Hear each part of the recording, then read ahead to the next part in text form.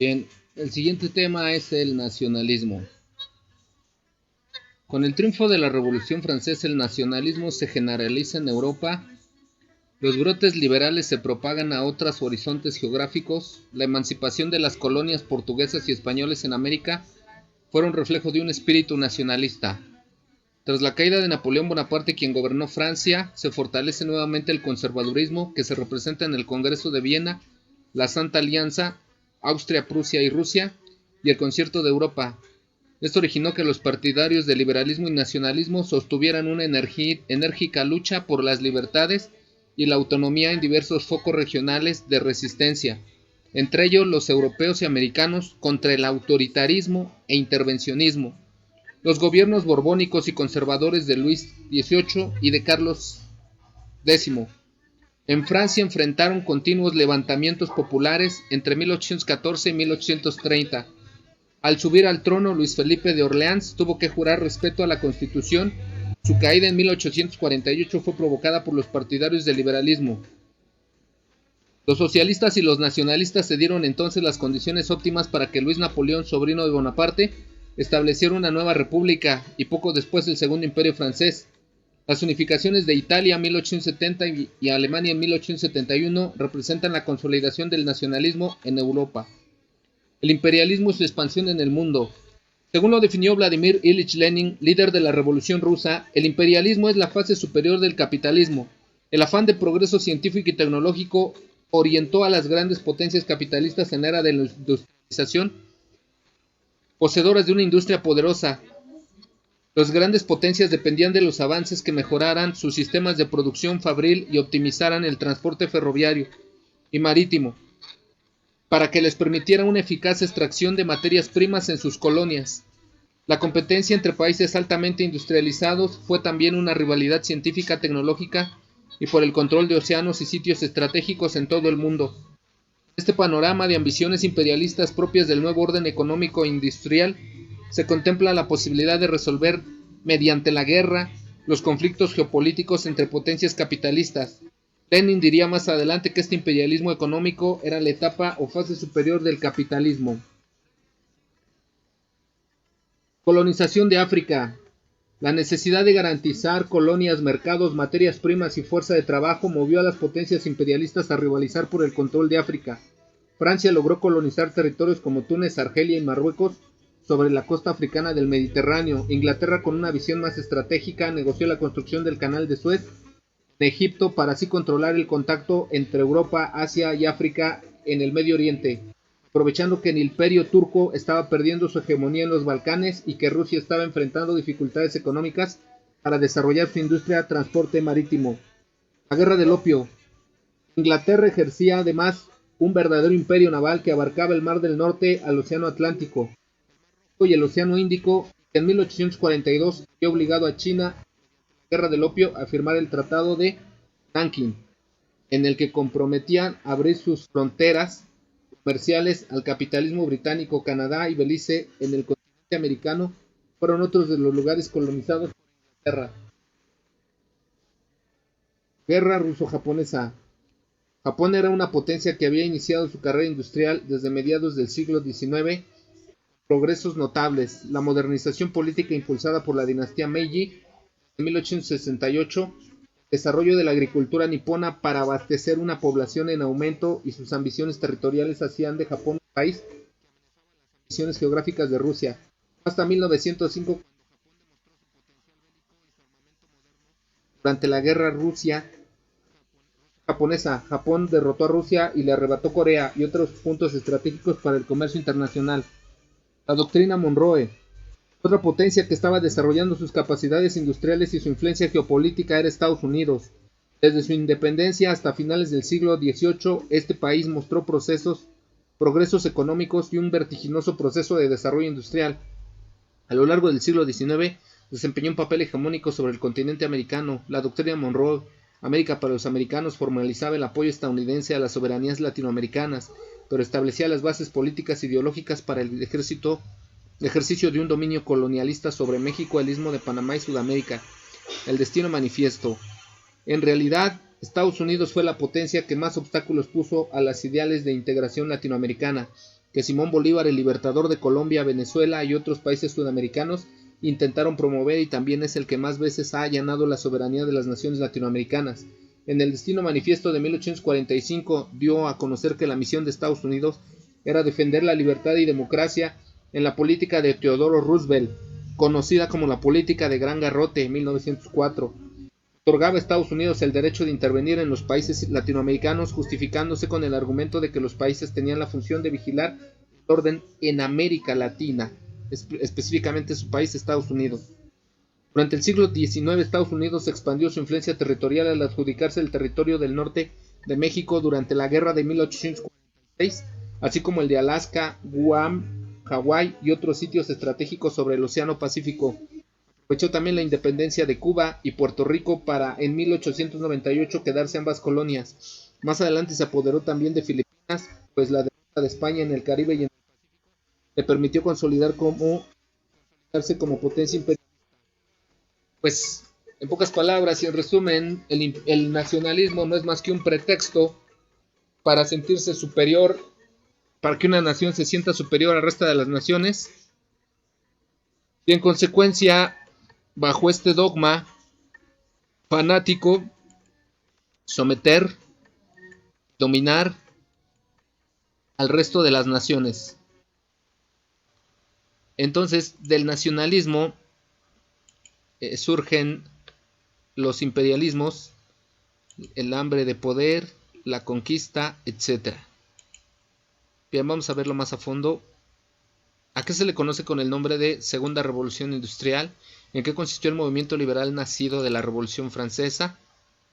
Orígenes del nacionalismo. El nacionalismo tiene su origen histórico en la resistencia de los pueblos de Europa a una ocupación napoleónica a principios del siglo XIX.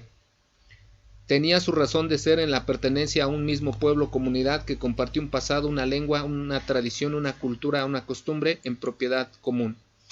Durante el siglo XIX el nacionalismo fue la ideología que sirvió de apoyo a movimientos de liberación nacional de algunos pueblos sometidos a otros estados. Unificaciones nacionalistas, unificación de Italia, unificación alemana. Bien, pues el nacionalismo entonces es una manera de, desde una política, una visión conservadora, conquistar, saquear, invadir otras naciones, otros países del mundo, meterte en asuntos que no te competen, ser metiche, ser ortodoxo y bueno, en esencia del nacionalismo, el nacionalismo se estudia y es importante porque del nacionalismo viene una política o una cosmovisión o una forma de ver a la sociedad y al mundo llamado nacionalismo de derecha ultraconservadora. Que es precisamente un movimiento de nacionalismo de ultraderecha conservadora. Es un claro ejemplo de grupos políticos mexicanos como Partido Acción Nacional que buscan derrocar a un gobierno, pues no comunista, pero sí socialdemocrático, surgido de una lucha obrera proletaria, surgida de bases ideológicas bien cimentadas durante 18 años, pero con el pretexto del nacionalismo les enoja que el gobierno mexicano apoye a otras naciones como Honduras, El Salvador, les enoja la situación de migración y bueno, el nacionalismo puede llegar a ser peligroso en estas circunstancias, ¿no? Surgimiento del nacionalismo y las extremas derechas en el siglo XXI. El nacionalismo es la extraña creencia de que un país es mejor que otro solamente por la virtud o el hecho de que naciste ahí. ¿Qué es el nacionalismo? Es una doctrina política, un movimiento político organizado, apegado a las personas a una nación, ideología que brinda identidad propia a un territorio, aspiración de un pueblo de tener independencia. Antecedentes del nacionalismo: países quieren constituirse como un Estado, sentimientos de comunidad de una nación, difusión de sentimientos nacionalistas, ciudadanos de una nación. Transición democrática de la posguerra, deficiente o incompleta. Transición democrática española de Adolfo Suárez. Llegada de las cenizas de Jean Moulin al Panteón, París. Transición alemana, responsabilidad nacional. Antecedentes: la nación frente a la monarquía absoluta, Napoleón alienta el nacionalismo, unificación de Italia y Alemania y Revolución Francesa. El nazismo, el fascismo, las milicias de extrema derecha en Europa, que vamos a verlo más adelante, que fue mediante la ideología del nacionalismo que se implementó esta situación.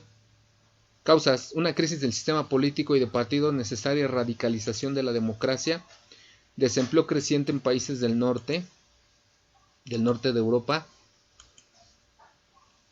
existencia de grupos o partidos políticos negacionistas o revisionistas herederos de viejos regímenes, declive de zonas industriales en países del norte,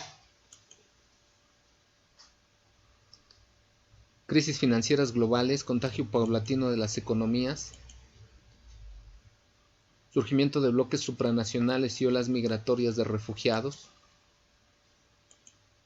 ¿Sí? Entonces, el nacionalismo, consecuencias. Aparecen líderes y personajes mediáticos ligados a partidos y movimientos nacionalistas, votos concentrados en clases bajas, terceras edades y campesinos, ruptura con los valores y tradiciones democráticas sociales, encuentro de personajes históricos por donde canalizar ideas y valores, casos puntuales donde se evidencia el nacionalismo. Actualmente en el Brexit hay un nacionalismo inglés que instaura una moneda de curso propio únicamente en una nación, que es Inglaterra. Donald Trump asume un nacionalismo yanqui norteamericano, donde dice que Estados Unidos es lo mejor que puede existir y se niega o le cuesta hacer alianzas o trabajos estratégicos políticos democráticos con el resto de las naciones. Vladimir Putin es un nacionalismo ruso.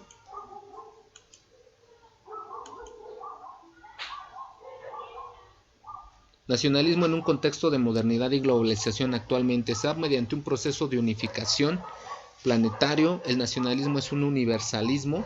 Hay una reacción cultural particular y local de los flujos del desarraigo. Hay una búsqueda de identidades colectivas. Hay una división nación, estado, cultura y territorio. Ayuda a la preservación de la identidad personal.